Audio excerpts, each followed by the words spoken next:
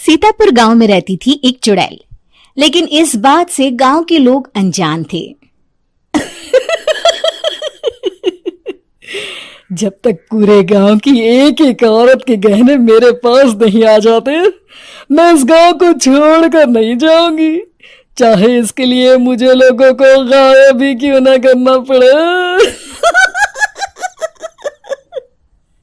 दूसरी तरफ गांव की औरतें बात कर रही थी। अरे सुन रही हो, ये देखो, मैंने कल ही नया हार बनवाया है सोने का, कैसा लग रहा है? बहुत ही अच्छा। अच्छा है ना, पहले तुम पहनो, फिर शादी में अपनी होने वाली बहू को दे देना। और क्या, सोने चांदी का यही तो फायदा है, जितना पुराना उतना महंगा। लेकिन एक एक पैसा बचाकर ये लेना सच में बहुत मुश्किल हो रहा था मेरे लिए। तभी वहां पहली का पति आ जाता है। गांव में एक औरत के घर के सोने के सारे गहने चोरी हो गए। लोग बातें बना रहे कि गांव में कोई चोर घुस आया है जो घर की कोई चीज को हाथ नहीं लगाता, पर सिर्फ सोने के गहनों को ही चुराता है। अब तुम ना अपने ये गहने संभाल कर रखना। हे भगवान, ये क्या बोल रहे हैं?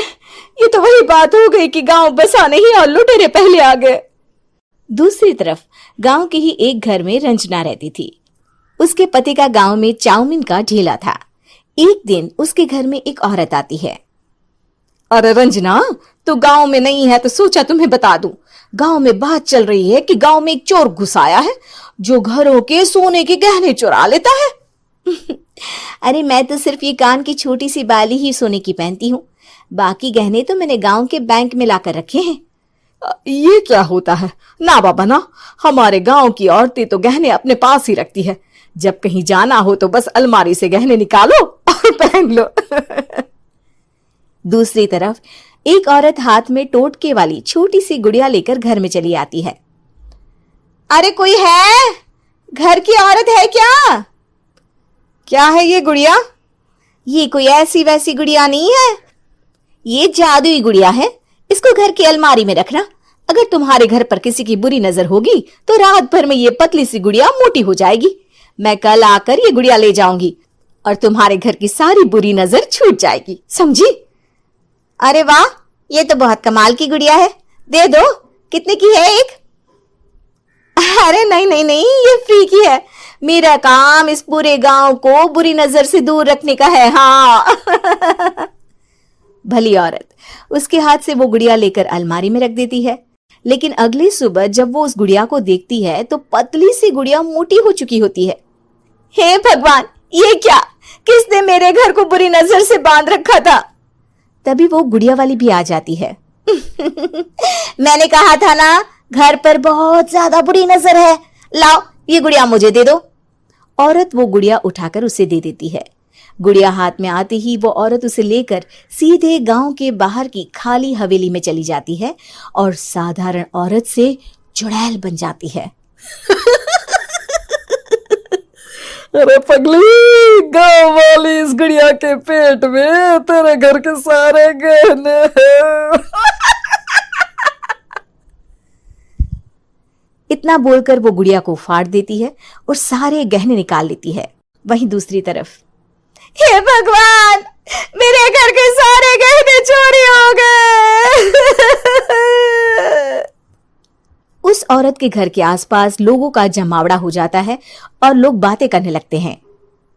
लो जी, ये भी घर गया। पता नहीं कौन चोर है जो इतनी होशियारी से गहने चुरा लेता है। कुछ समझ में नहीं आ रहा कि कौन है। लोग तो घर से कहीं जाते भी नहीं है, न ताला लगे न घर खाली हो, फिर भी रातों रात गहने चोरी हो जाते हैं। अरे हम तो कहते हैं लोगों को बारी बारी चौकीदारी करनी चाहिए, चोर को तो पूरे गांव वाले मिलकर पकड़ ही लेंगे। लोग बारी बारी घरों की चौकीदारी भी करते हैं, लेकिन चोरी होने का सिलसिला रुकता ही नहीं। फिर एक दिन रंजना के पड़ोस से भी रोने की आवाज आती है। अरे आज ही घर की बुरी नजर उतरी और आज ही सारे गहने भी चोरी हो गए। कैसी बुरी नजर? क्या हुआ था? तभी वहां उस औरत का पति भी आ जाता है जिसके घर में गहनों की चोरी हुई थी। हाँ, मेरी बीवी ने भी किसी गुड़िया को घर में बुरी नजर उतारने के लिए रखा था, लेकिन अगले दिन गहने चोरी हो गए। अब रंजना को कुछ कुछ बात समझ में आ जाती है। वो गांव वालों से कहती है, देखिए अब आप लोग चिंता ना करें, जल्द ही चोर पकड़ा जाएगा। उस नजर उतारने वाली गुड़िया को आज मेरे घर कोई भेज देना। फिर क्या था, चुड़ैल को लोग रंजना के घर भेजते हैं। पहली बार देखा है कोई खुद लुटने को तैयार बैठा है। तो तू है जिसे घर की बुरी नजर उतारनी है? ये ले गुड़िया, ये सुबह तक मोटी हो गई तो समझो तुमको और तुम्हारे घर वालों को नजर लगी है। हाँ हाँ, मैंने काफी सुना है। तुम ये गुड़िया मेरे घर छोड़ देना। अरे क्यों नहीं, कल सुबह आऊंगी जब गुड़िया तुम्हारे घर की सारी बुरी नजर लेकर मोटी हो जाएगी, ठीक है? अब क्या था, रात को रंजना ने पूरी नजर गुड़िया पर रखी।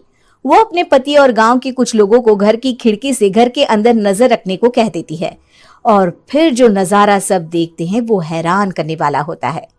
गुड़िया धीरे से अलमारी खोलकर बाहर आती है।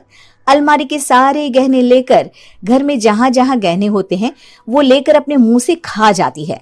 वो जितने गहने खाती उतनी ही मोटी हो जाती और फिर अलमारी में बंद हो जाती है। गांव वाले डर के मारे वहीं बेहोश हो जाते हैं।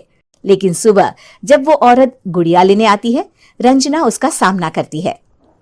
ये देखो, गुड़िया कितनी मोटी हो गई है, लगता है मेरे घर में बहुत लोगों की नजर लगी है। लाला, ये गुड़िया मुझे दे दे। अरे बहुत कीमती गुड़िया है ये। तेरे घर की सारी बुरी नजर मैं गांव के बाहर वाली हवेली में फेंक आती हूँ।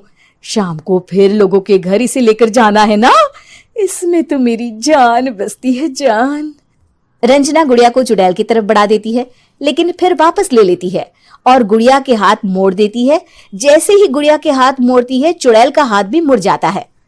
अच्छा, तो ये वो गुड़िया है जिसमें तुम्हारी जान बसती है। अब सुन चुड़ैल, तेरी सारी हकीकत सबके सामने आ गई है। या तो गांव वालों के गहने लौटा दे, नहीं तो मैं इस गुड़िया की गर्दन मोड़ दूंगी। चुड़ैल डर जाती है। अरे नहीं नहीं, मेरी गुड़िया दे दो, मैं सबके गहने वापस कर दूंगी। ठीक है, अब भी जा और सबके सारे गहने वापस कर। चल निकल यहां से। चुड़ैल सबके गहने लौटा कर रंजना के पास आती है। ला दे मेरी गुड़िया रंजना, इसके अंदर के गहने निकाल ले, लेकिन गुड़िया वापस दे दे।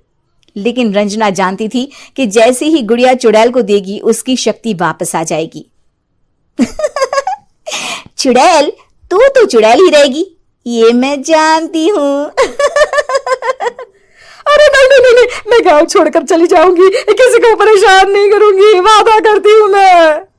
लेकिन रंजना उसकी एक बात नहीं सुनती और गुड़िया का सर उसके शरीर से अलग कर देती है। चुड़ैल सर अलग होते ही गायब हो जाती है। गांव वाले रंजना के साहस और बुद्धि की खूब प्रशंसा करते हैं।